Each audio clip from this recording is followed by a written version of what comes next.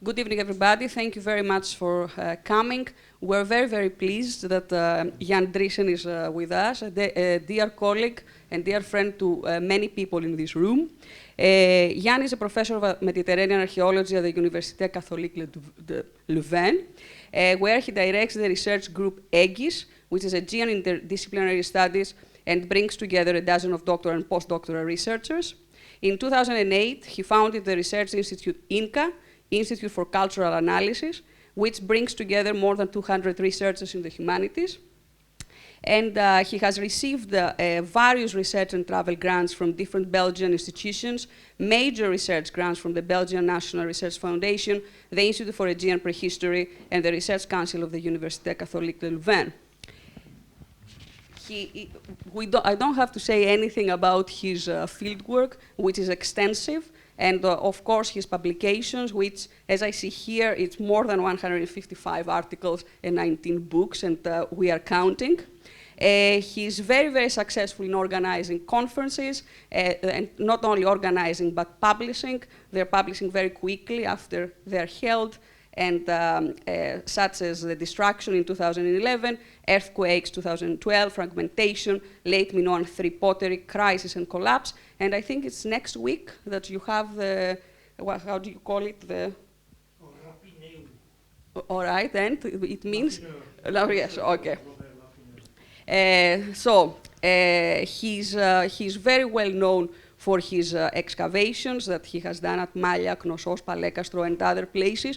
But most recently, he excavates Sisi, which financed by the university, the National Research Foundation, INSTAP, the Belgian School at Athens, and the Brussels government research, and a lot of private donors.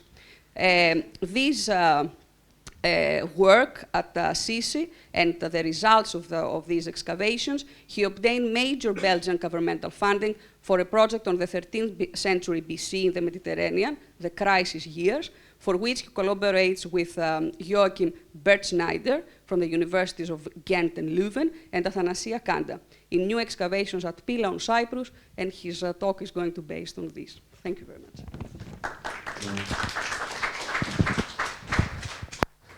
Thank you, Eva. I may just say that if I change accent, you'll know who is speaking. Let's say if it has a slight German accent, it's Joachim Bretschneider. If it's Flemish, it's me. And if it's very loud, it's Athanasia, of course. So, but I have to say this is a joint project. So by Joachim Bretschneider at the University of Ghent, Athanasia Kanda, who represents the Mediterranean Archaeological Institute in Heraklion, and myself at the UCL. But it's also proper that I give thanks to the successive directors of the departments of antiquities of Cyprus, Dr. Marina Solomonidou Hieronymidou and Dr. Despopelides, for making our work possible, as well as Eftichia Zachariou and Dr. Anna Satraki at the Larnaca Museum, where we can actually work and process, store our finds and things like that. And also a special thank you to the military authorities of the British Dikalea base on which our site is located. Okay? And I'll show you a picture of that too. And of course to the various financial institutions like Institute for Aegean Prehistory and the RC World in Crisis. And last but not least, of course, I would like to thank all the members of our 2014 and 2016 campaigns, students as well as colleagues, and most of them are represented here. In my paper today, I want to start off with a few words just on the location and previous research at Pύλα, and then give a rather detailed review of the evidence which the new project has been producing during the last 3 campaigns.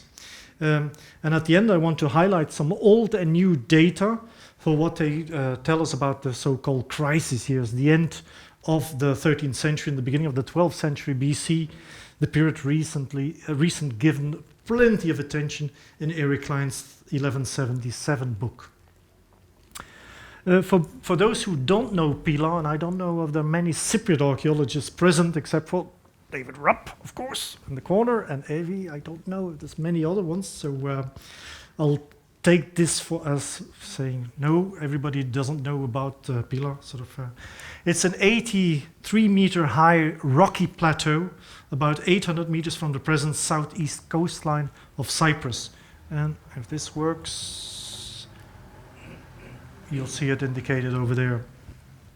It's located 10 kilometers east of Kition, nowadays Larnaca, and 20 kilometers southwest of Enkomi, the two major late Bronze Age centers of 13th, 12th century BC Cyprus, the period known as Late Cypriot 2C and 3A. I'll show you a chronological table in a minute. The summit of Pύλα has some kind of a heart shape, which is indicated here in red, and is about 7 hectares in extent. The next slide shows you the view towards the sea, which is about a few hundred meters now distant, but we assume that the late Bronze Age harbor was actually located at the foot of the hill. And this slide summarizes Cypriot chronology, and for Aegeans it may sometimes be confusing, since late Cypriot 2C is more or less contemporary to late Helladic or late Minoan 3B, and late Cypriot 3A is identical to late Minoan or late Helladic 3C. So I'll try to use both so that you at least don't get lost too quickly. Investigations at the site of Pyla Kokkinokremos started more than 60 years ago, after the discovery by looters of a small treasury of gold objects which was acquired by the Cyprus Museum. Porphyrios Dikeos, and you see him shown here with the horned god of Enkomi, which he found, then carried out limited excavations in 1952, both to the north and south. And Dikeos found several interesting things, including metal hoards, precious metal hoards of gold and silver, as well as quite well-preserved architecture in what he called Zone 2. This is what you see, the building which you see down here. It was here that Vassos Kargeorgis and Martha Dimas continued in the early 1980s. You see also their book illustrated, and I've highlighted the area excavated by Dikeos, and you see the other quarters excavated by Kargeorgis and Dimas. They had quite remarkable results in the way that they started to identify 5 individual but quite similar architectural complexes, which you see here, each with external and or internal courtyards, perhaps forming individual households. The presence of shafts in most of these houses was also noted. What was more surprising also was that all these complexes had a single continuous outside perimeter wall, which was dubbed casemate wall. One couldn't escape the impression that the entire complex was the result of a single and well-organized architectural operation.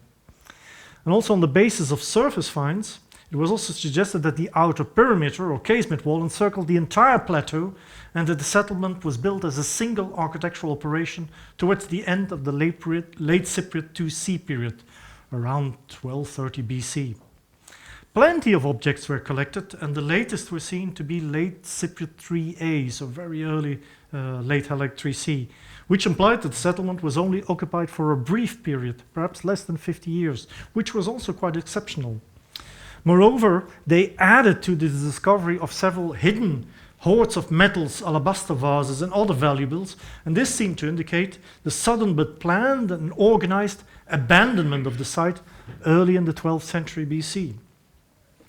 Kargeorgis then stressed the surprising mix of material culture, which he called Mycenaean, Minoan, Anatolian, Levantine, and Egyptian, and from each of these cultures, luxury goods were found at Pύλα.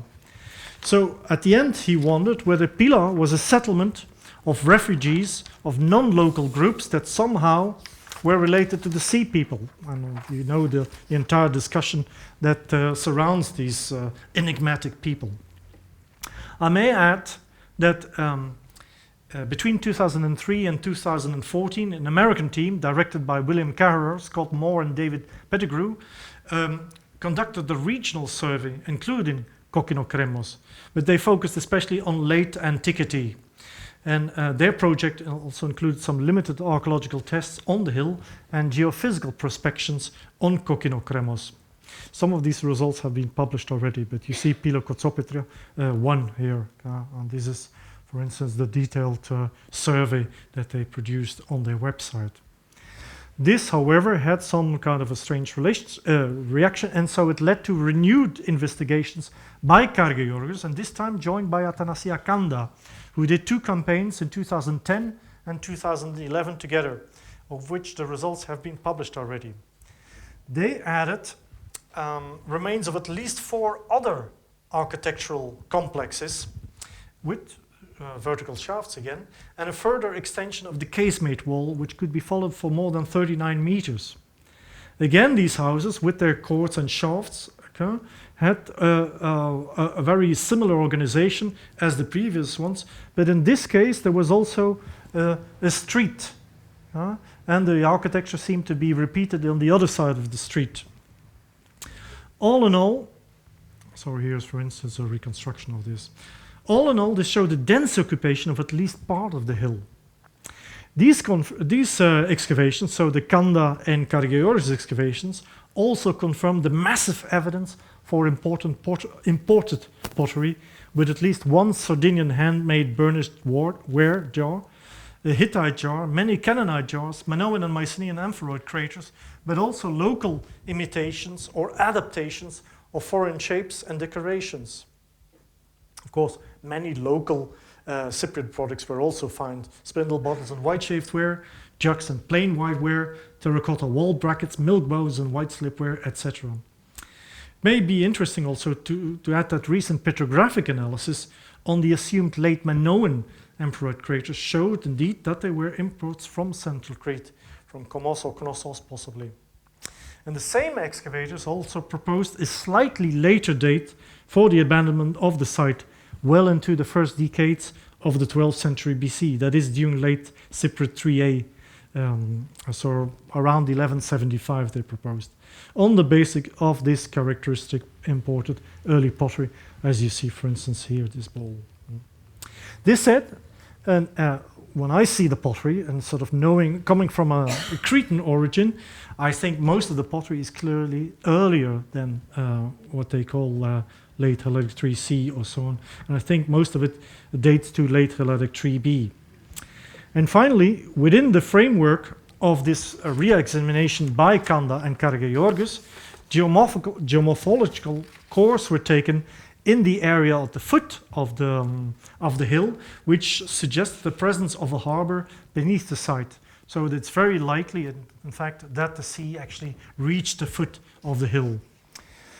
More recently, in 2012, Kanta, Athanasia Kanta, actually continued the excavation on her own on the western edge of the plateau, and she highlighted the possible existence of a gate separating 2 groups of casemate rooms. The plan of the houses, however, is similar to that on the east side, as is the presence of shafts and internal courts. And of course, among the most, and you see it already indicated on this plan, among the most notable finds in this area were 2 clay tablets inscribed with Cypro-Minoan signs from room 3, where they were found beneath a mass of broken vases, which you see on this slide. One tablet was preserved in 2 joint fragments, and it has writing on both front sides, both front and back. Its surface is divided by lines, and each section is filled by text. The characters are well impressed and clear. Its most surprising feature, however, is of course the fact that there's characters on the spine of the tablet, so almost that it could be used in a library. Yeah? The signs on the second tablet, sort of this one, are less clear. Yeah? They're less deeply impressed and much more eroded, and although they are similar to the first tablet, both tablets have been properly fired in a kiln and not just sun-dried, and this is quite exceptional. As the site did not suffer from a destruction by fire, this could well imply that they were brought to the site from elsewhere, so that they may not have been local. I'll show you later on why I think this. This could, Massimo Perna of the University of Napoli, who studied both tablets after they were consolidated, already pointed out that the 2 tablets are by different hands, by different writers, and they're probably not economic texts because they lack numbers and logograms, as our linear B evidence usually does. And the 138 signs that these 2 tablets contain represent already 10% of the known Cyprominoan signs known thus far. So you know it will take some time before we can decipher these. I may also add that from the site come quite a lot of vases which carry Cyprominoan signs, and sometimes more than one. But so this was a lengthy introduction, which brings us to the present project. So in 2014, or late 2013, in fact, when Athanasia Kanta came to Louvain-la-Neuve for the Late Minoan 3B Pottery conferences, she invited Joachim Bretschneider and myself to participate in the continuation of the exploration of Pύλα, partly because of Joachim's expertise on the Syrian coast opposite, where he had been directing a project of precisely the same time frame at Tel Twaini, ancient Gibala, whereas my research group had obtained considerable funding for a project dealing with the mature 13th century BC, with my own expertise, of course, being mostly Crete, but I'd excavated at Maroni before with Gerald Cadogan. The new project carries the beautiful acronym Sea People, like Cyprus Pύλα Exploration Project Louvain. I know it leaves little to the imagination. But we're also lucky to have the valuable advice of Vassas Kargeorgis, and then you see he's actually showing there how to use the Scalisteri. And he is really a walking encyclopedia, so he really remembers everything. So it's quite handy to have him around, and he's pretty fit. One of the aims of the new project was to explore whether the entire hilltop had been occupied during this specific time frame, like late Cypriot 3-8, let's say. Yeah. Moreover, we wanted to find evidence for functional differentiation, since the earlier excavations had found no bone at all. So it's extremely funny. Nor textile implements, nor evidence for local bronze manufacture, all features which combined in shaping the hypothesis, the existing hypothesis on the nature of the Pύλα settlement. And now, while Dr. Kanta continued her explorations in this area, the gate area, which we dubbed Sector 4, Joachim Bretschneider's team attacked Sector 5, which is the southeast side, while my UCL team sort of attacked the entire north part. So we've done 3 campaigns of 4 weeks excavation, respectively in October 2014, April 2015, and April 2016. And an extensive preliminary report on the first campaign has already appeared in Ugarit-Forschungen, and a report on the last 2 campaigns should appear in the same journal in 2017. But all this information is still pretty fresh and still has to go into this head and then sort of come out properly. In general, however, the conservation of the objects is quite excellent, and all seem more or less in place where they were left 3,200 years ago. Excavation is also quite straightforward. Topsoil, abandonment layer, floor deposit floor. Ideal digging hands. In fact, the only drawback is the fact that the site is within the Dikeleas shooting range. You see it, this is the shooting range, and we are quite often prevented from working, I suppose, for our own safety. So often we can only start at 1, and of course in April or in October it means you only have 4 hours of work a day, and sometimes not at all. The weather too is quite exceptional in Cyprus, not as predictable as Crete, for instance. But we have a great team, as you saw it already, and I'll add Constantino Hatzivali, who is our conservator, and then Francesco and Ilaria Caloi, who deal with the pottery. Francesco deals with the pithoi, and Hannah, who deals with the drawing. Now, so in Sector 4, Athanasia continued the exploration of a series of rooms that are very similar to those in Sector 2, the zone where Dikios, Kargeorgis, etc. worked earlier. They confirmed the planned nature of the settlement. There is a clear 3-meter gap, actually, in the casemate wall, which has been interpreted as a gate, space 6 on the plan. It is not impossible, if you see on the plan too, and even on the aerial photograph, that there is a small wall here in the middle. You see it over here, which seems to be edited or inserted in it. And that precedes the end of the occupation of the settlement. So maybe it was blocked when the people left or something in that kind. North and south of this gate are different complexes that are quite well preserved along the casemate wall, but very badly and eroded away once one approaches the summit of the plateau to the east. Okay? And this pity state is repeated everywhere on the site. Okay? Sort of whenever we leave the slopes and go to the center, it's all eroded away, probably by intensive plowing in recent years, recent meaning before the 50s especially. North of the gate, all in all, 11 rooms were cleared, of which the first one, room 1, had already been cleared in the 2012 excavation. But the one to the north, room 7, has as its western limit the casemate wall, and despite the shallow earth cover, the entire space was found full of smashed vases in situ. And this is actually the picture everywhere. Sort of the ones we dig, we find vases, almost too many, and certainly when coming from a Cretan dig where we have quite nice architecture but no finds, this is shitty architecture but good finds. Sort of. The floor of all these spaces is mostly formed by the bedrock, only occasionally leveled with earth or little stones. Okay? But along the west side here, there is also a water channel cut in the rock, ending in a purification basin next to the opening of a sunken shaft, which is in the southwest corner. And all these shafts are about 3 meters deep. And funny enough, from this shaft comes this pastoral crater, which you see a little bit better here. And this is repeated in other cases. So pastoral craters often come from these shafts. I'll show you another example later on. Immediately east in room 8, which is badly preserved, but probably had an original dividing wall on a stone-cut ledge and consisting of 2 separate spaces, there were found several pithoi and a Canaanite jar, together with a bronze cylindrical object and a fragmentary stone lid of a pithos.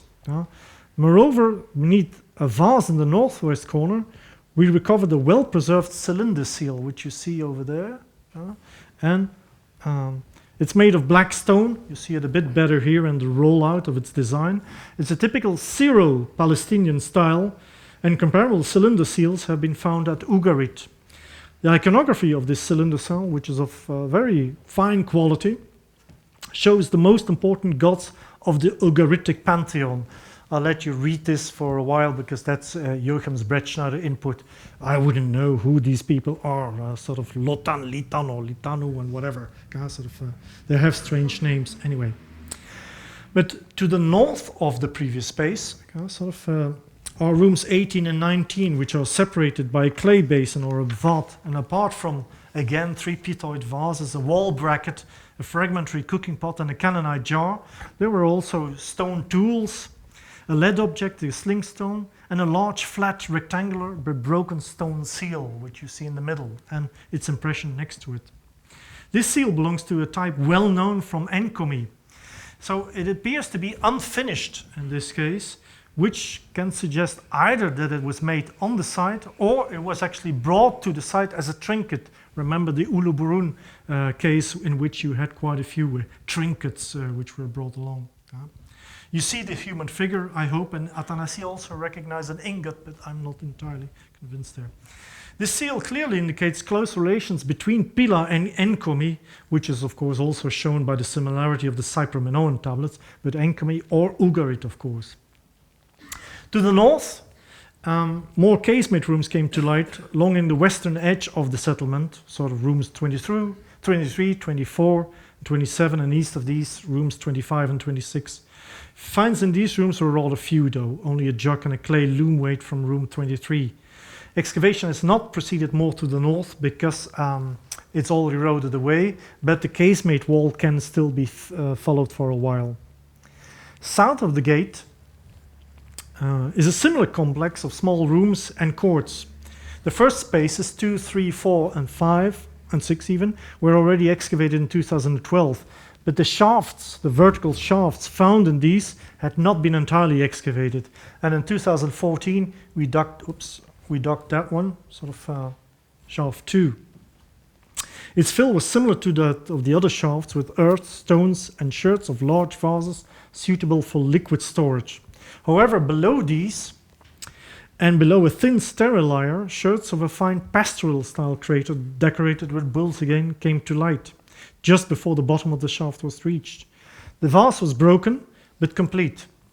And so it's interesting so that these pastoral craters have like a tendency to show up in these shafts.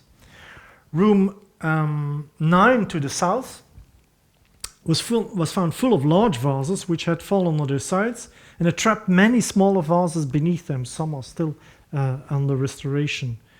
The floor and size of this room suggests that it may have been open space, and the presence of several post holes seems to support this.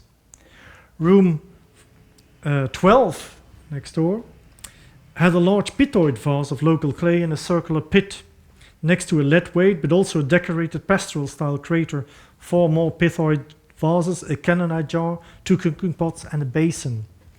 And from here also comes a very fine alabaster rhyton, which you see here. It was made in different pieces. The rim and neck are one piece, the body is another piece, and the tall perforated base is the third one.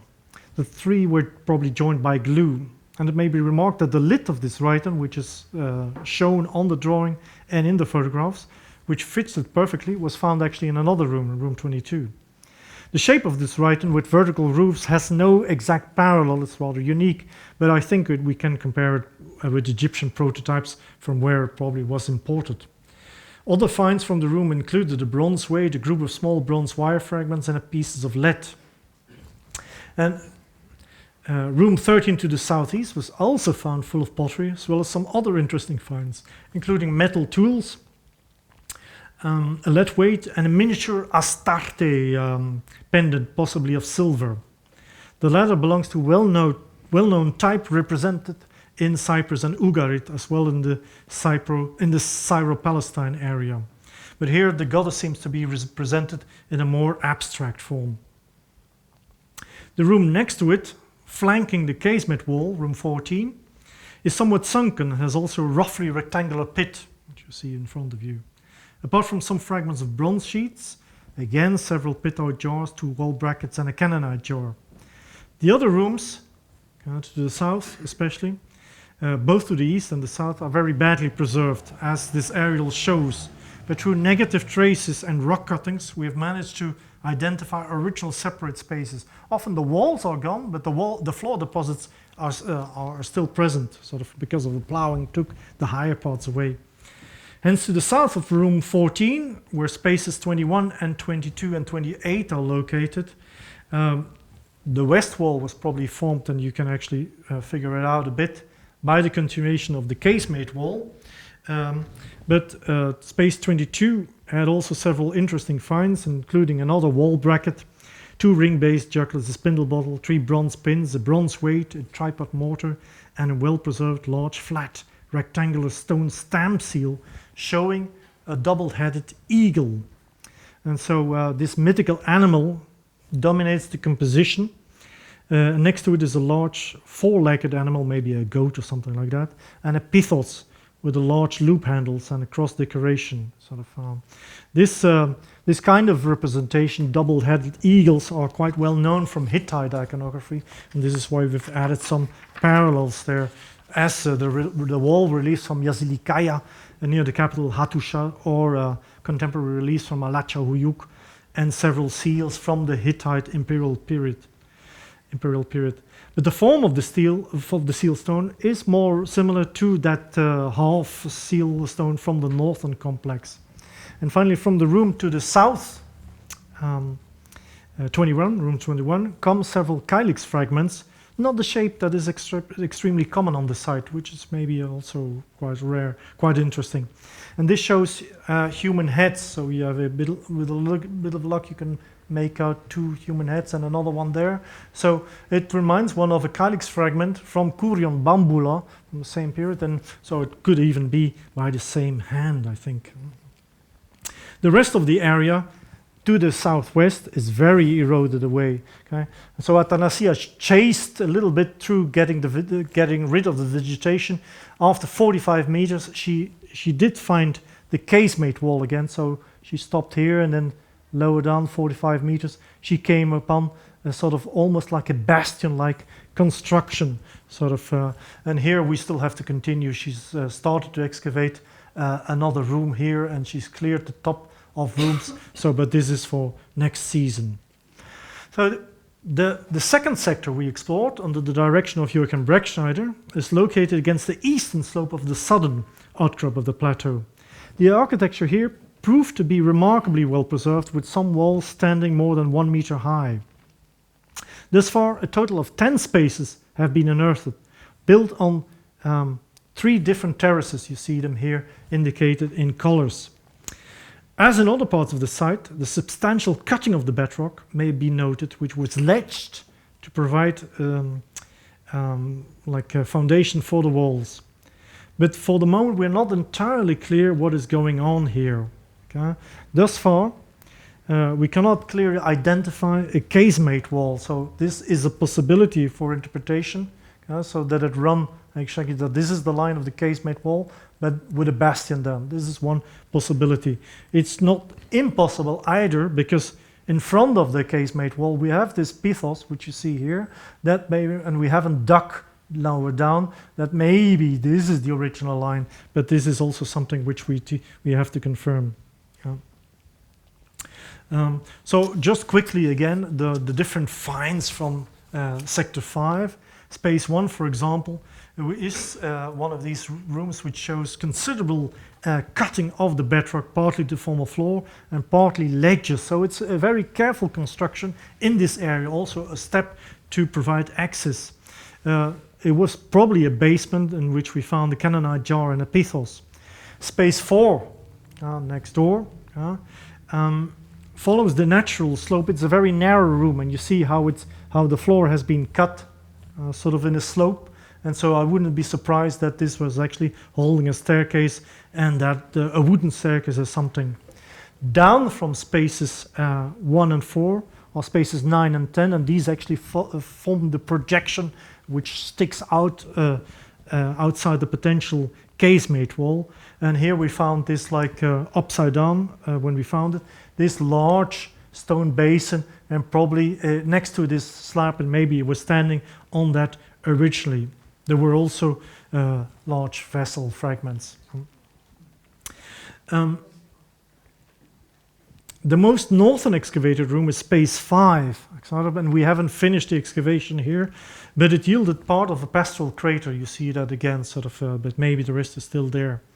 Moving upwards, so if we go up the hill again, sort of, and higher up, is space 2, which was partly destroyed by a trench which the army made. So you see this blue thing is actually the trench for a cable which actually operates the flags and things like that when there's shooting going on, so people know that they have to stay out. But of course that cuts throughout the site and actually follows like a kilometer, almost a kilometer long sort of. In this room, in the east part of this room, is a rectangular basin set about 10 centimeters into the floor, with mud brick borders covered with plaster on the inside, and south of a fragmentary whitish stone basin-like installation. You see the fragment of the white stone basin-like installation there. Immediately next to this, we came actually upon a concentration of 29 metal objects, all close together, some one on top of each other, sort of some fused together by corrosion, some covered with slag. And so we assumed that they may actually have been in a bag originally, since they were all lying in a similar direction, east-west. And you see here the detail of what we found. The bronze tools, for instance, comprised 11 pin-shaped, thin chisel-like tools, 1 large arched tweezers, as well as a long beam-shaped tool 25 centimeters long. The deposit also included an elegant and complete socketed spearhead of 16 centimeters long and a lead object. And so this assemblage was again actually in a 2 to 5 centimeters thick layer, but it is as yet unclear. We have to examine this more, whether the deposit was in or just on top of the floor package, which consisted of loam and plaster. Okay? Very close were several semi-complete pots, including a white slip 2 bowl and a shallow bowl with strap handles.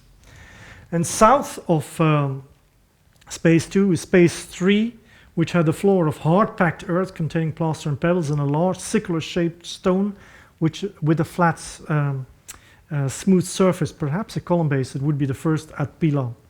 The room's inventory comprised 6 vases, including 2 fragmentarily preserved alabaster vases, a bronze spiral, and what are more interesting, a locally produced spindle bottle with Mycenaean-inspired decoration, which you see over here, and especially a female-shaped, this is 4 times the same one, female-shaped figurine of the base ring type with parallels to the base ring ware figurines from late Bronze Age Cyprus.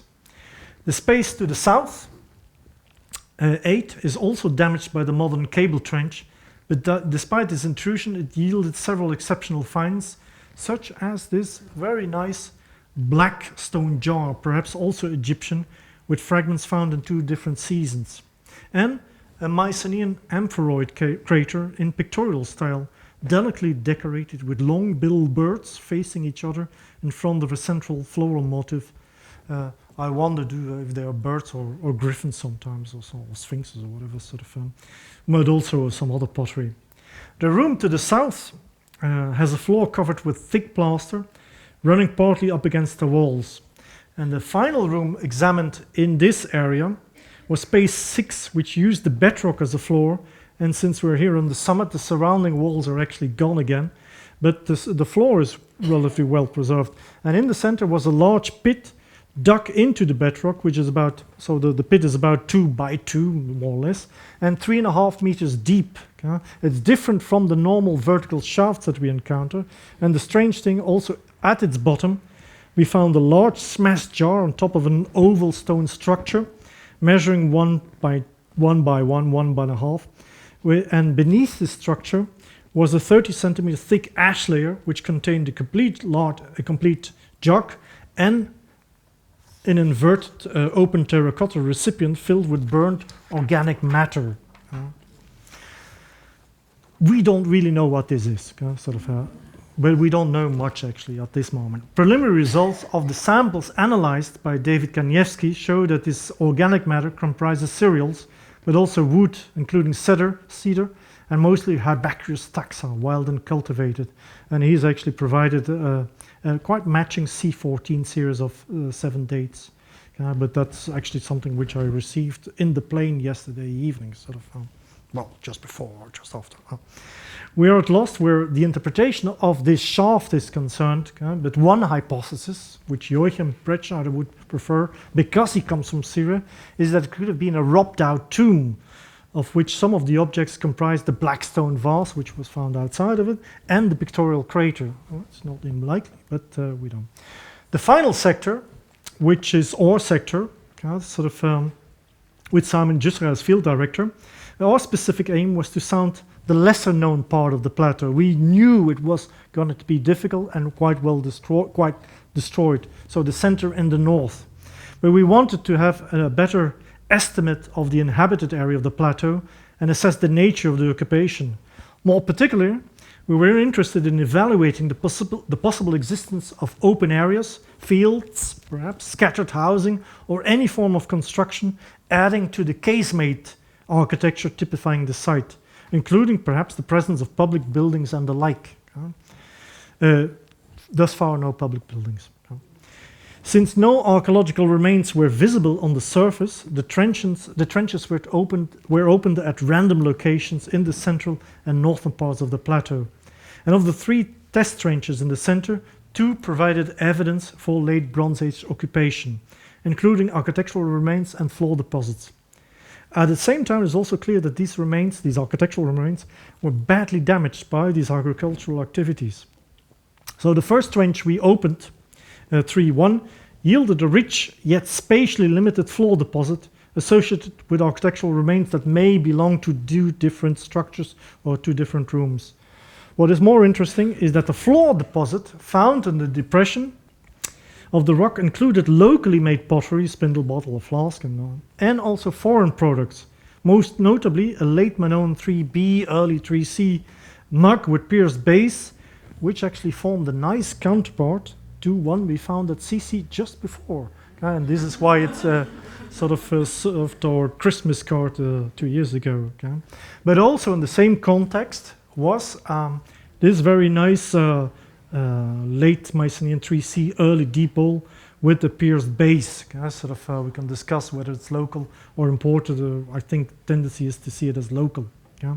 Again, giving a good indication, and it has a pierced base, here.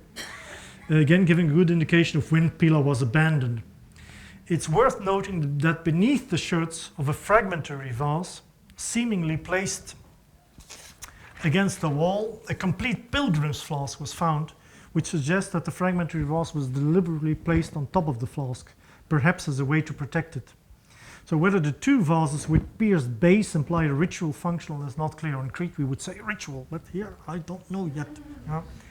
The scanty wall remains surrounding the deposit in any case seem to confirm that the entire summit must have been occupied by constructions, although the exact nature and intensity is of course difficult to clarify. Some distance from this first test to the north, we opened another test 3-4, which again preserved some wall remains, quite a few stone tools and pottery, including parts of a crater. You see it here, decorated with birds. We still have to extend this, and because it was found very close to the bog, so maybe we'll find the rest of it. Most work, and this is the final area that I'll discuss, has taken place along the northeastern edge of the plateau in sector 3, which you see there, but the first 3 should be in Roman numerals. We wanted to check if the architecture that existed there was identical to the casemate structures which Athanasia found to the southwest, which Vassos and Athanasia and Porphyros Dikias had found to the southeast, and possibly what Bretschneider was finding to the southeast with the very top or very tip of the hill. In fact, what we came across is probably the casemate wall, but you see it's not very well preserved. So I go back, you see the radiating structure of most of these walls, which are infinite, and so we can actually reconstruct the casemate wall. I think it remains hypothetical, of course.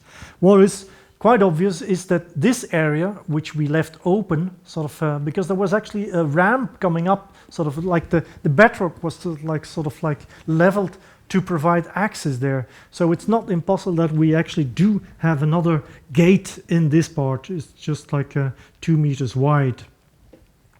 But unfortunately, all over this area, the walls are not very well preserved. You see it here. But the rocket pits, the rocket ledges, foundation trenches, as well as the floor deposits, help us to reconstruct the position of missing architectural elements. Now, space 1, which is the area behind the gate, has several post holes, which we already saw in other open areas of the site. And so this also suggests that it may have been an open courtyard, perhaps with a light roof construction. And interestingly enough, we did find two large pyramidal shaped loom weights in this area, but also very large lithic tools, large storage vases, all suggestive for the use of for its use as for domestic industrial activities, which are often associated with open air areas at Pύλα.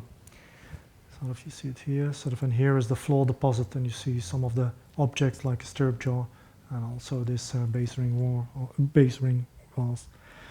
The space next to it, space 9, yielded a pendant with similarities with the Astarte pendants from the Levant. Probably an inlay in metal or precious stone or something was framed into the lead. And southeast of this space is space 6, and this yielded a cluster of 7 loom weights altogether. You see them quite clearly on this picture. They were found at a slightly higher level than the floor level, and this makes us wonder whether weaving in fact took place on the flat roofs of the building around it. Then there is space 5, which is equipped with a rock cut channel, which ends in a bedrock depression close to the northern or outer wall. You see it over here, and the channel probably continues on the other side of the outer wall of the casemate wall, suggesting that some sort of pipe carried the liquids or just the evacuation below this wall. And comparable evacuation systems leading to the outside of the casemate wall were already identified in sectors 2 by Kargeorgos and Kanta and Kargeorgos and Dimas. Apparently similar installations in Ugarit have been shown to have a connection with textile production, which would fit our evidence, of course, and this has been suggested by Caroline Sauvage. The space next to it, space 4, yielded a well-preserved floor deposit, including, again, a stone bowl, a cannonite jar, a tuyere, which you see over here, well, fragments of different tuyeres, and also fragments of a very fine part of, at least, of a conical writing decorated with human figures, which seems to have its parallels. I found this parallel in the Kargeorgis, but I'm sure that Dr. Monjoy may find more parallels for this, I don't know. But it's, I mean, you see the legs are quite similar, and it wouldn't surprise me that there is also a spear or something, that they are spearmen.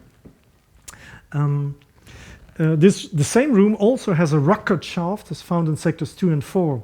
And in this were found the spindle bottle, you see the girl is picking it up there, 2 tuyeres, and the nozzle of a stone pot bellows. Sort of the evidence for metallurgical activities is pretty impressive from this area. And this continues in space 7 next door, from where comes the tuyere. So very many objects related to metalworking activities. And this is especially surprising because of their absence from other areas of the site.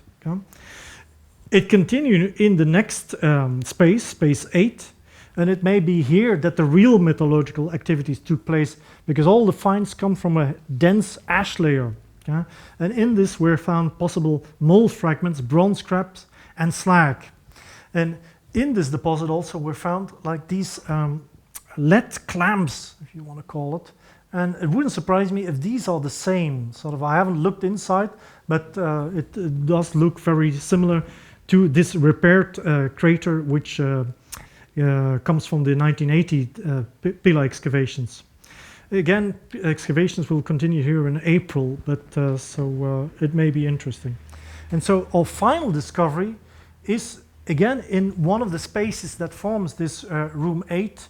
Sort of in this area, indicated by this red flower or whatever you call it, there was the top of a pithos which was visible, and this was buried under the ground. So we thought, well, better take it out. So that we started burying it, digging it, and while digging it, we actually saw that there was another vase like hidden behind it, and so next slide. That's not sure if this is going to work. There's actually a little film, which usually, but maybe it's too heavy now. This is actually one of our guys digging the alabaster vase, but I don't think which Therese is holding in her arms. This is a complete alabaster vase, like in alabaster. It's a type of pilgrim flask. I'll show you a few other examples. So you see the decoration with a little bit luck, sort of over here. And again, the next sort of 2 different lights have been used just to show up the decoration. And here you see, I found this parallel for the moment, but this is all new, so we have to look for parallels. And this is the preliminary drawings, not inked yet. Sort of this is you see the decoration here, sort of. And I mean, you have these things which come mostly from the antique markets, but at least chronologically they are pretty similar. The surprise was only there, but then the next surprise was when we brought it to the apotheke, we washed it, and then they emptied it, the conservator emptied it, and suddenly it was full of goodies. Like you see there, sort of like lots of ivory fragments, metal objects, glass fragments, how do you call it, like primary material, and also these trinkets, 3 bronze rings and this ivory roundel sort of. So you see them here. They have been cleaned a little bit, but not yet exactly. In the meantime, our conservator has looked at them a bit properly, and she sent some illustrations already over. So you see the few objects, and then some clearing. Sort of the exact materials still have to be identified. Sort of don't ask me for too many details yet. Sort of they have to be looked at by respective specialists. But it's quite funny though that these pillions were hiding things all over the place. Okay, sort of you see the bronze rings before they were cleaned, and here's sort of like a recent cleaning. And one of them seemed to have a sign on the bezel. These are the two, a knife, a bronze knife, and a bronze spatula. I call it a spatula. They're quite thin objects.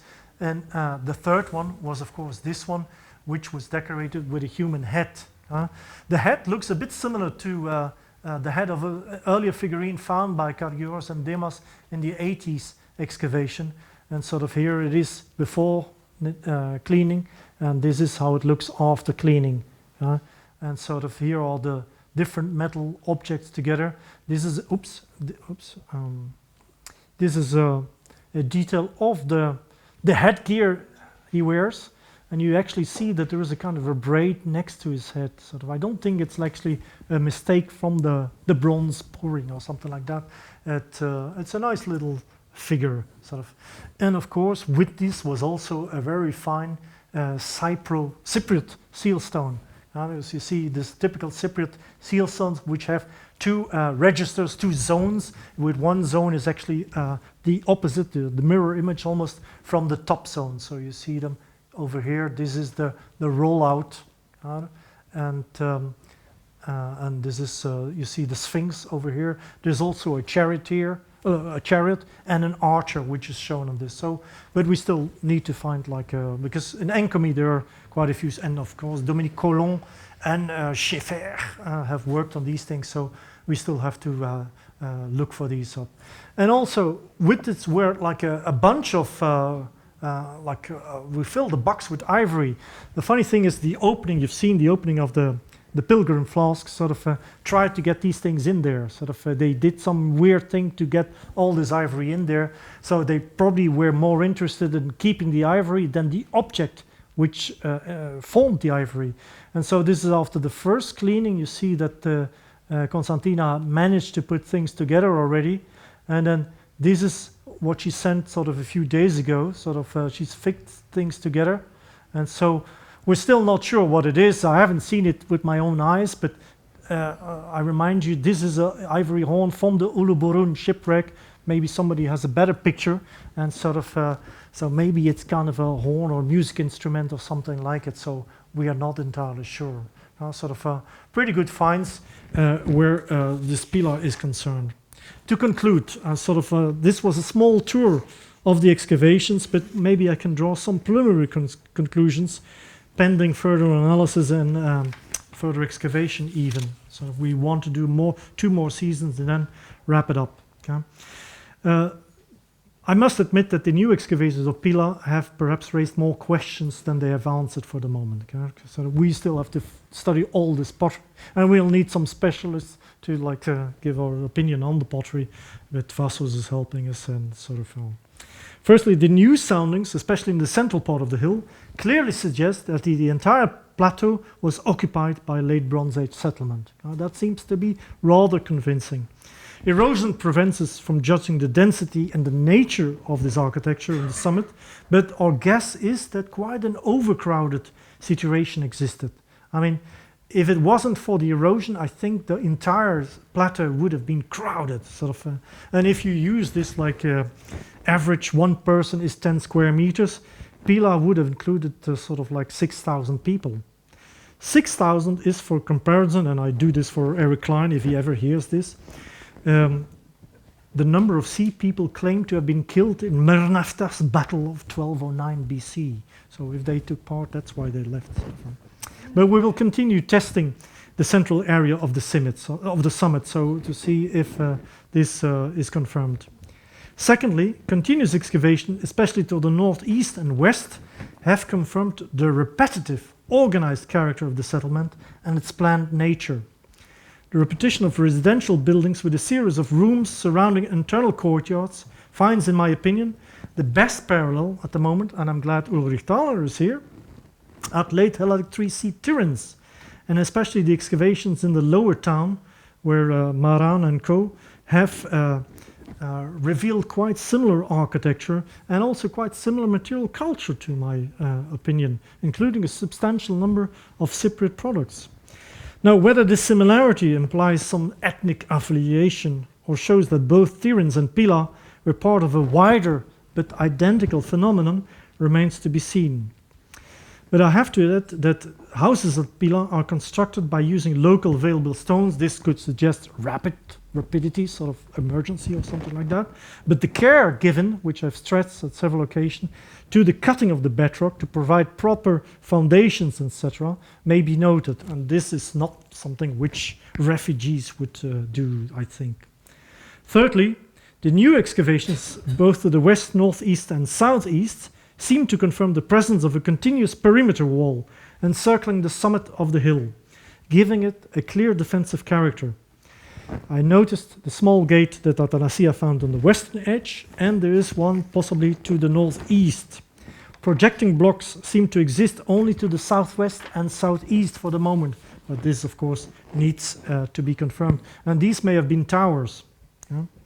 Whereas fortified settlements are more the rule than the exception in late Bronze Age Cyprus, with Enkomi and Kition as best examples, Pύλα is one of the very few hilltop coastal settlements. So there is like other hilltop settlements inside, but I don't think I know many others which are so close to the sea. Now, fourthly, evidence for metalworking and weaving activities in the north sector of the site raises the possibility that some sectors of Pύλα may have been used for conducting specialized activities. And these economic activities were so far not or only very poorly attested elsewhere at Pύλα. But here their presence is clear. This hence may suggest some kind of functional differentiation within the settlement. However, still absent are animal and human bones and shells. After our 3 campaigns, we have 1 shell and 1 tiny piece of bone. Either something very strange is going on taboos or whatever, or the soil, which we have to check, has a pH that is so high that it doesn't preserve anything organic. But we do have some organic stuff. Okay? We have taken hundreds of soil samples which are being investigated, not at this moment, but I hope very soon by Evi Margariti, and perhaps I really hope that these will provide some clues. Phytolith analysis, for instance, has shown that a lot of wood has been used or being manipulated on the site. The new excavations have stressed, I think, the multi-ethnic or international origin of much of the material culture and its distribution, and this is where it's interesting, all over the site. Moreover, prestige items are not limited to a specific section of the settlement, but occur everywhere. I hope it was clear that wherever we dig, we find goodies. It's almost like the Petra Cemetery. There is for the moment no indication for a social differentiation. Also, all people seem to have had access in one way or another to foreign products and to valuable objects. So I don't know what this suggests, but to me it suggests a quite homogeneous population. Some, like Louise Hitchcock, would probably see pirates or pillagers in this, but perhaps other interpretations are also likely. Okay, the large seals, as I noted, have parallels in Enkomi. The double-headed eagle has connections with the Hittite world. The finger rings are known from Asia Minor and the Levant. The 2 tablets with Cypro-Manon have connections with Enkomi, but also with Ugarit. The large quantity of pictorial and pastoral style craters found in the houses is only exceptional that they are found in houses, not in tombs, because elsewhere they are especially found in tombs. So one explanation, but that's certainly not the only one, is that these were obtained in rather unorthodox ways. Okay? Pύλα was more or less abandoned around the time that Ugarit was destroyed. But then the people of Pύλα may have been involved in the destruction and pillaging of Ugarit. This would explain the proliferation of foreign goods, and especially Ugaritic ones, throughout the settlement. I've asked Valérie Matoyan for the dates of the pillaging of the tombs, but it's, of course, extremely difficult to tell this. But then, I tried Google Maps, but they took me around the shore, but you can't sort of enter ships and sort of go by ship, but this is like Pύλα over there, Ayia Napa for the youngsters amongst you, and Ugarit on the Syrian coast. So, you can't see it, but it's really not that far. Yeah. And so all these different objects with an ethnic different origin could also end up there via some kind of trade mechanism. What is most surprising in my view is that people were definitely hiding objects before abandoning the site. Apart from the hoards found respectively by Dikeos, Kargeorgis and Dimas, Kargeorgis and Kanta, we have at least found a hoard of bronze objects in zone 5 and a hidden alabaster flask with objects in zone 3. But in some other cases we could say, oh my gosh, what is this doing hidden behind or protected? So they, as much that there is a planned founding of the settlement, there is also a planned abandonment, but with the intention to return. Otherwise you don't hide things. So you thought you were returning. Okay, the new and very rich ceramic finds are confirming the settlement's chronology. I think there can be no doubt that the date of abandonment around the first quarter of the 12th century is a fact. Okay? This means that the settlement was inhabited for less than 50 years. But hence the site becomes a valuable time capsule of the late Cypriot 2C 3A critical phase. In Pύλα, the best of East and West is coming together in a time of crisis around 1200 BC, although for the moment this crisis is not actually visible in Pύλα itself except for the hoarding. Explaining its planned establishment and organized abandonment remains a key issue to understand this site. Where the people of Pύλα were coming from, who they were, and why they left, and where they went, and why they didn't come back. These remain tantalizing questions, and it would be nice if we could answer some of these in the future. Thank you very much.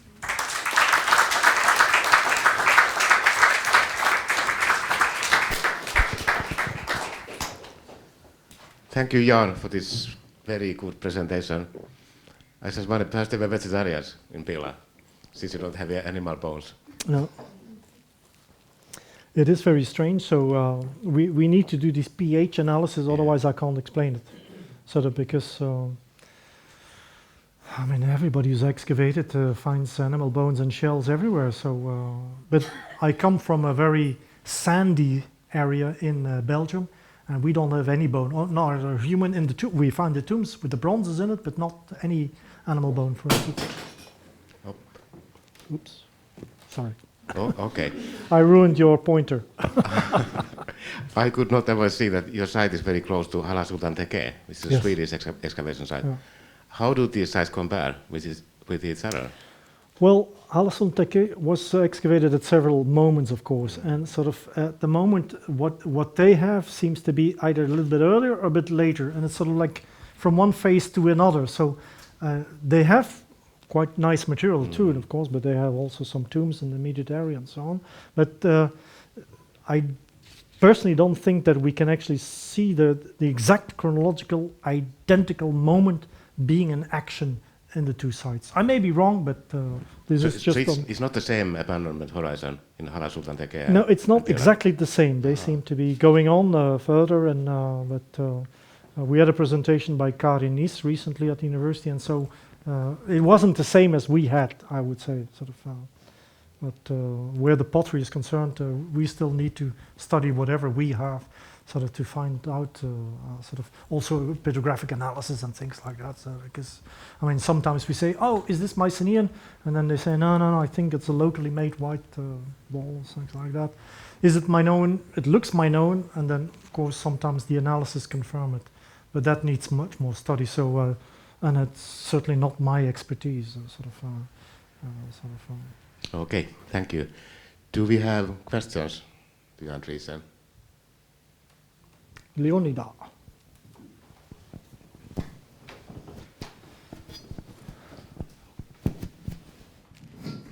Okay, two questions. The first is, what's the relationship with Kition apart from Halasultanteke? And the second concerns the ceramics of all those different origins. Have you got an idea as to their percentage? And what about the cooking wares? Are there any? And stylistically, where do they the cooking wares still have to be studied, so I'm not going to touch these because there's all these studies that Reinhard Jung has done on the cooking wares, for instance, of Enkomi.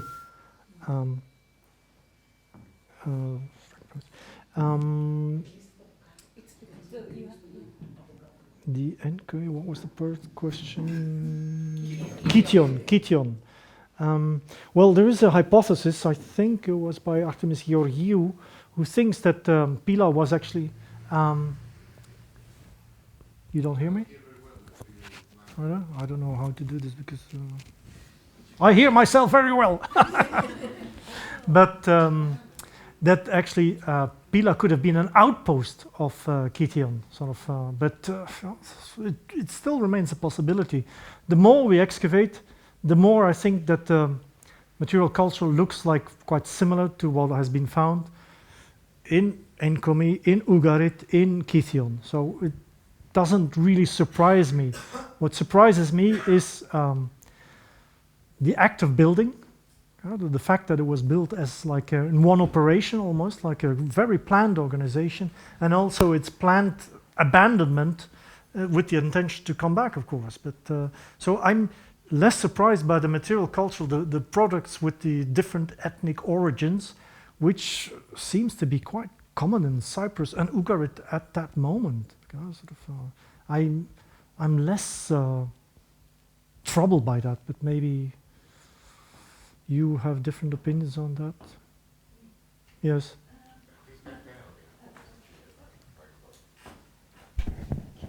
I hope this works. I just wanted to say, the theory that Kition is supposed to have founded Pύλα, this is the theory, as a to protect the copper route coming down from the Trulli mines and so on. This is just one theory. I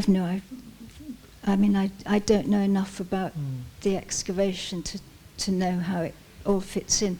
But one way that your site does differ from all the other 3C Cypriot sites, the pottery, the 3C pottery, and it is 3C early 1, yes, all that stuff with the scale pattern, that big crater. I saw some of it in 2014. You just left, but Athanasia and Joachim. Yeah, I know you passed, so... yeah, and I mean... They didn't register what you were saying, so I don't know what you... But seeing what you've published since as well, or in the Forschung, and seeing the things in colour today, that pottery is locally made, I would think, because I've never seen anything like it on the island. Okay. It's sloppily made. True. They're copying the big piriform jars and the craters and so on. They're copying what they've seen somewhere else, it Very seems possible. to me. You have to get neutron activation analysis I know done. you want. Yes, I know. Yes, all right. Sort of No, seriously. No, but because I mean, for me, one of the most interesting vases is actually the one that Karageorgis found with the warriors on it, which was repaired. Yes. The intention. Yes. I mean, it's and that's local, isn't it? That vase. That I don't know. I mean, that...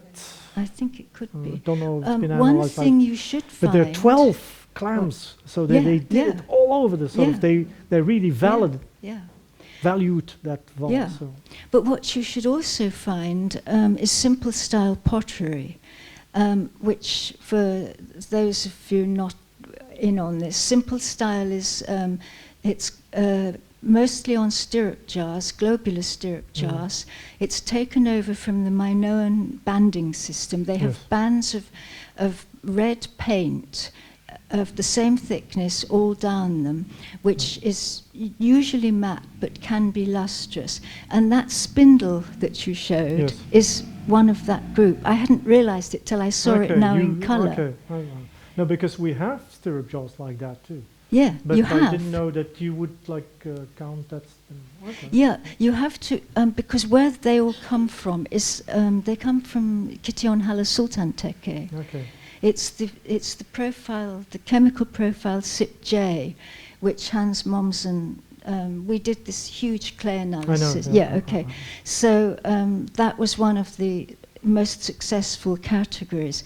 And there was a large amount of activity going on at Kition Hala Sultan Teke around the transition, the 2C. All of the trade seems to have been coming from there and going south. Well, that's partly because we've got no NAA from Syria, Lebanon, except Reinhardt's Kazel and Twaini when it's published. But the odd thing was we got almost nothing from Enkami. Okay.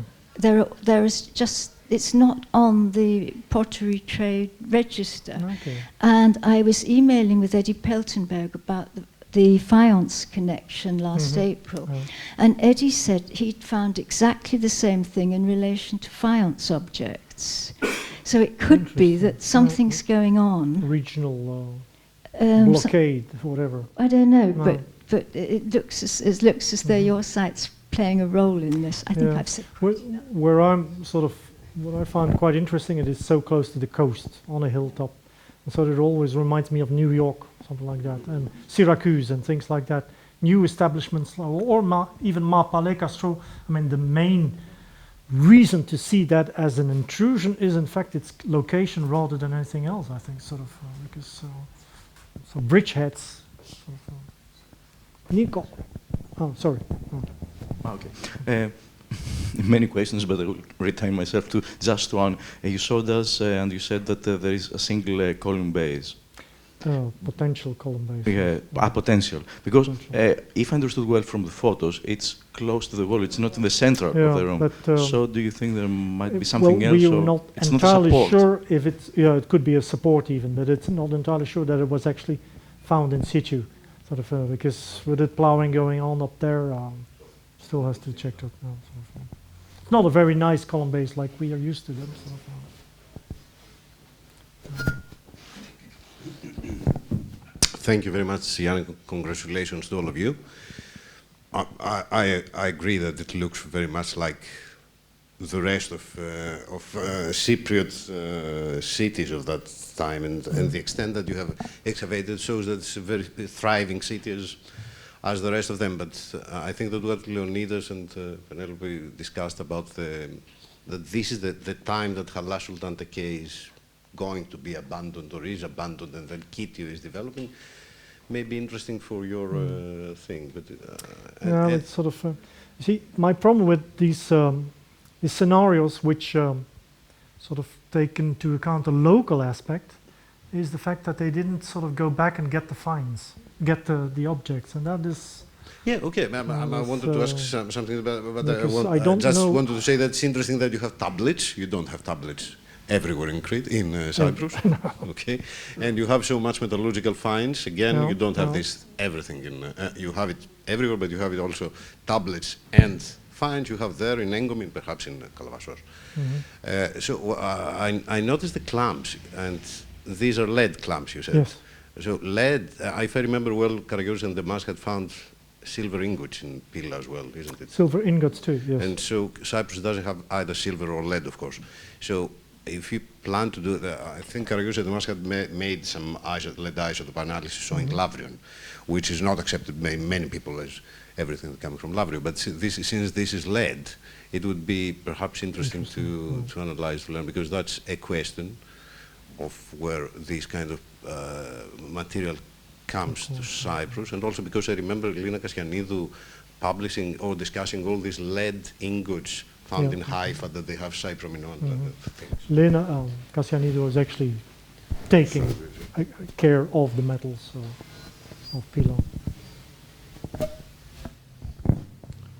Well, rather predictably, I like to ask about settlement structure and the comparison with Tiryns. And I was wondering how far you would like to take that, or think you can take it. Now, what I do see as a parallel is fairly clear evidence of an overall structuring idea in a fairly extensive settlement. Yes. Also some planning in detail. I mean that there's basically a drain, if I got that right, running underneath the casemate wall. Also, yeah. That's pre-planning, and the sector in Tiryns you showed has a rather rare example of a 3C drain put in before a cluster of buildings was erected. But beyond also that, the open courtyards within the buildings, which I quite like. The size of the rooms, sort of the extensiveness of the domestic units, in fact, sort of like look to me quite similar. I mean, I've been looking for other examples, and for the moment, it's only Tiryns where I find something which is similar. But I hope that all these other tests, which are from the Unterburg, from the Unterstadt, will be published at some stage so that we can compare them with Kilion's excavation and the other Greek excavations and things like that. Well, sort of. I haven't think- seen these plans. So. I think from what we've seen so far, there would appear to be a major difference in what is the overall organizing principle, in that post-palatial Tiryns is, for want of a better word, built on a sloppy grid, and from what we know so far, and it's a good thing you started excavating in the middle of the plateau, but from what we know from the edge, you'd have to, well, at first at least, assume some annular structure. Radial annual structure, around it. Yeah. Radial annular. I think there might be, since you're referring to the organization around courtyards, that may, I think, just be how to say that? That may be. I'll think about how to say it, and I'll come back to you. Okay. Sorry. Yeah, but there is also a comparison possible with Enkomi, the north part of Enkomi, for instance. The area which was built against the walls has some similarity because it also has like a central courtyard. So maybe Tiryns, we don't even have to look at for that far. But the architecture of Enkomi is, of course, much more monumental. Even the walls. I mean, we have tiny walls on most of the areas. So very flimsy walls. It's just that they were actually prepared with ledges being cut in the bedrock, which hyposkafma or something, I think, hyposkafma or something that Athanasia calls this. So. Do we have more questions? If not, I have... okay. What you show us here very brilliantly, it's a prosperous society. A society that is the last stand, the peak of the previous establishment in Cyprus. In Greece, you will say a palatial society who has bronze working, ivory working, clay tablets, everything. It's a peak. They make the plan to found a new settlement in the peak, not in a crisis, because they wanted to expand. You know the reasons. I don't. No, but and the crisis is that they abandon the settlement and never come back. This is true. That is. But this is the sign of a crisis, of something important happening. But until then, it's so prosperous with prestigious items. And even the pictorial pottery in the settlements, it's quite many. No, but we know it from the mainland that they use pictorial pottery in the settlements, not in tombs. We hardly have a full, complete pot in the mainland. The opposite in Cyprus, where they put the pictorial pottery craters in tubes. It's not unusual in the mainland at all. And it is mostly 3B. I think the Pantheon Joy will agree. It's mostly 3B. I know, yeah, that's what I said. So, sort of what I see is 3B mostly. Maybe Occasionally something which 3C. looks a bit later. So, why to be pirates or something else? It looks like the outpost of something important. No, I think I'd rather keep my mind a little bit open because we can now show that they were producing metals. That's clear. If Penelope is right and they were producing pottery locally, I mean, that we still have to find out, of course. Yes, of course. But, I mean, as much as they produce things locally, we can say, okay, maybe there was not just negative reciprocity, because otherwise you have to explain this massive incoming of like fancy objects, sort of, because they're simple houses. It's a rich society. It's nothing to do with but the I think Tiryns, it's which is after the collapse. Excuse me? Hybrids. Hybrids. Well, I mean, sort of this like, okay, you call it the simple style, for instance. I call it maybe like some kind of a hybrid or something. But, I mean, there's a lot of hybridization going on and sort of, but then we don't really know what was locally produced, what was imported from Ugarit. I mean, there's like, people have been talking about the international style on the koine, sort of the kine in Greek, kine. And so it's sometimes not easy to identify something which has been locally produced, imported, or imitated, and sort of all these different processes are quite difficult.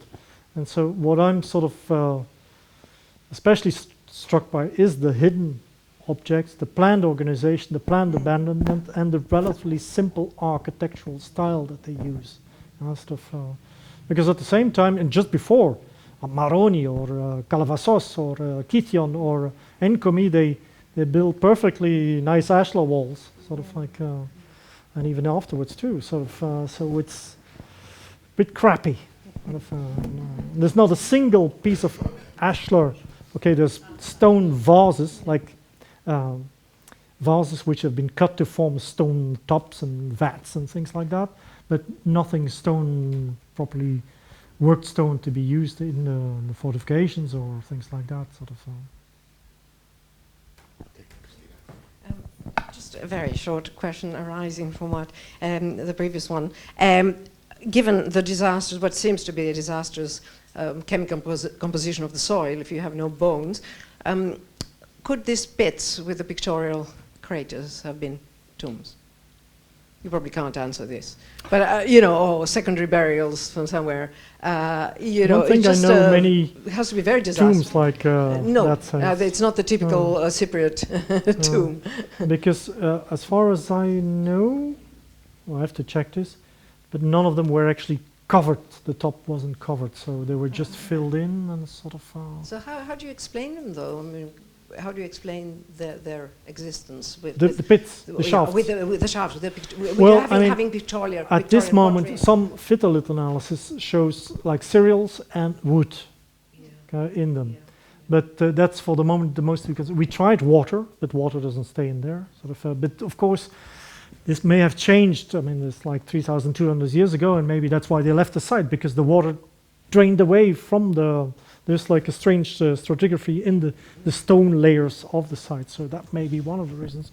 But on the other hand, sort of, why not go down to the valley, which is not that difficult, and get your water like they do in most sites, in fact, sort of. But somebody asked me for foreign imports, and actually I had a student inventorying all the pots and all the objects from Pύλα, but till the new excavations, not because we haven't like done everything sort of not restored or not studied or whatever. And I think we came upon 650 objects, stone objects, ceramic, whatever, and 470 pots. And of these pots, about 70 could sort of be like imports or imitations or things like that. But again, like Penelope said, you need these NAA and other analysis just to make sure that you're not like taking your dreams for realities. So I'll take one more question. Thank you. I wonder whether the crappy, as opposed to ashlar architecture, as you termed it, may tie in with the organization around courtyards in a meaningful way. Now, it's very risky to say anything about overall trends in settlement organization for the Mycenaean era, since basically we've been digging palaces for more than 100 years. But it would seem to me that the courtyard as a central organizing principle is there in palatial times, but only at second-order sites or lower tiers. So perhaps the spectacular thing, the interesting thing in Tyrrhen's in 3C is that it comes to the fore at a formerly palatial site, so that we have what may be, as opposed to polite architecture and planning, a vernacular element now seen where previously we would have done something by architects. So if they can't do proper ashlars, I don't know whether that could tie in with your seemingly egalitarian society and the fact that they're building around courtyards. I didn't use the egalitarian, I said homogeneous. Sorry. I said seemingly. Seemingly, okay. But you know where, you see where I'm getting at. Like, if I sort of check into my head sort of what I know about late Helladic 3B architecture or so on, I especially think about Dimini, for instance. Totally different. The houses, the normal house. And that is actually a real settlement. Sort of. Not even Mycenae look like that. No, I know, but I mean, do you know houses around with courtyards? Or for example, Lichoria is described in very similar terms, and I'm talking of Galatian Lichoria. I have to admit, I can't visualize the plan. No, but like the Tsungis or whatever, sort of, I don't see very... But I mean, we'll look into that, of course, but I mean, it didn't strike me, and I went through Hiesel, and I went through Dark, and I went through Wiersma, Corinne Wiersma, but that's earlier, of course. And so I looking for parallels, and at the moment, not very successful. But if you do find me, you know my email. Thank you, Jan, once more, and thank you for all the questions. Before moving over to wine and snacks, I have a couple of announcements to make. The first one is about a couple of grants, which will be announced very soon by Instab and Swedish Institute at Athens jointly. And these grants are for scholars in Aegean prehistory. And they are from the Robin Haig Memorial Fund. Robin Haig, of course, you know, passed away a couple of years ago. So this will be announced through Aegean to our home base, Aegeus as well, I suppose. And the deadline will be 31st of January. You are, of course, welcome to contribute to the fund as well. And the second announcement actually concerns me. Since my term as the director of the Swedish Institute comes to an end in a couple of weeks, actually, this is the last time I am present here as one of the organizers. Next time I will be in the audience, I hope. So I take the opportunity to thank Aegeus for a good cooperation. Thank you, Evi, Joanna, Nectarios. And I also take the opportunity to present my successor, Jenny Wallensten. Please, Jenny. Thank you, Arto. Yes. I wanted to take the opportunity to thank Arto for many years of great work here in Athens, but you started the applause before. I think we can give him another one, actually. And now I'm sure that many of you are starting to think about the wine. So let me just say that from the side of the Swedish Institute, we really appreciate this cooperation with the Aegean lectures, and I hope we can continue this cooperation for many years, and certainly during my term here as director. So see you next term.